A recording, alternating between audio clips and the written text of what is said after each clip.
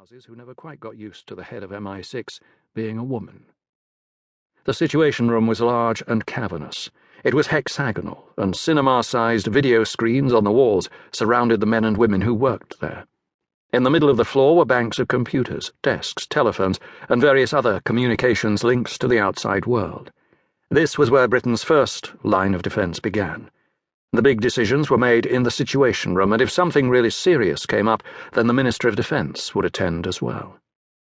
The terrorist flea market in Afghanistan was not particularly serious, but it warranted enough concern that the Russian general be allowed inside the sacred walls to watch. Once news from MI6's man in the field reached them that the weapons exchange would indeed take place, Admiral Roebuck ordered HMS Chester to patrol the Gulf of Oman. He was quite prepared to order the ship to fire a cruise missile at the site, effectively ending the bi-monthly exchange of the devil's play toys. Bill Tanner was a long-time veteran of the Secret Service, the Chief of Staff when the former M, Sir Miles Messervy, was in charge. Sir Miles had retired 2 years ago and had been succeeded by the formidable new M. Small in stature but sharp and alert, Tanner wore a headset that provided direct communication to the camera operator at the secret site, and used a red laser pen to point out to the spellbound audience items of interest on the larger-than-life image. "As we suspected, a regular terrorist swap meet," he confirmed. "A Chinese Long March Scud, a French A-17 attack helicopter, a pair of Russian mortars, stolen," interrupted General Bukharin, obviously incensed. "And the crates look like American rifles, Chilean mines, and German explosives," Tanner continued. He looked at M and raised his eyebrows. "Fun for the whole family." M squinted her eyes. "IDs?" Tanner spoke into his headset. "Black rook to white knight. Zoom in on those people on the right, would you please?" The group watched as the video image panned to a view of one of the arms traders. Tanner pressed a button that prompted the computer to zoom in and begin a facial matching program. Thousands of images blurred past in a split second, then stopped on a man's mugshot. A dossier appeared alongside. Tanner quickly summarized the information. "Gustav Meinholz, former East German Stasi agent.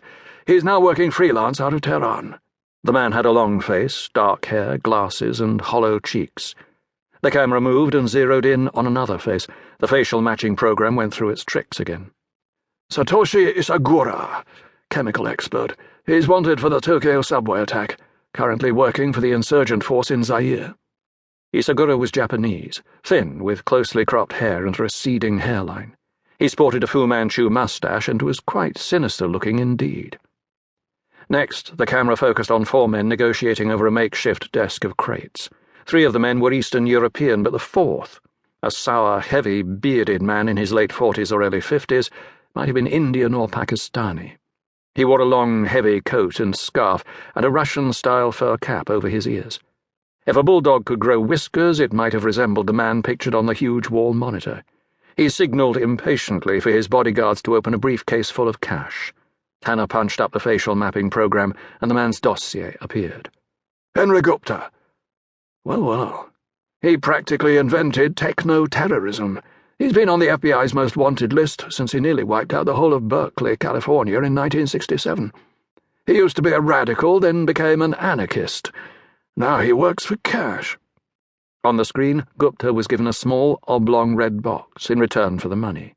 He opened it, but the lid obscured the box's contents from the viewers in London. "Zoom in on that, can you?" M snapped. Tanner worked the zoom. Luckily, Gupta turned to speak to someone, and the device in the box was revealed. "Well, gentlemen," M declared, "we will be dining out on that for many years. I can't wait to show this to the CIA." Admiral Roebuck shrugged. He didn't care much for spy stuff. Lacking any semblance of a sense of humour, Roebuck was the epitome of Royal Navy stiffness. He was the type of man who liked to be in control, and he never let anyone forget it. Roebuck was in his 50s, tall, broad-shouldered, and wore a perpetual frown on his face that prompted M to comment behind his back that the Admiral always looked as if he were chronically constipated. Admiral Roebuck turned to his fellow officers and asked, "You saw that radar-controlled Gatling gun, General?" Bukharin nodded. "Yes. Also the short-range mortars." The Russian's English was remarkably good. General Bukharin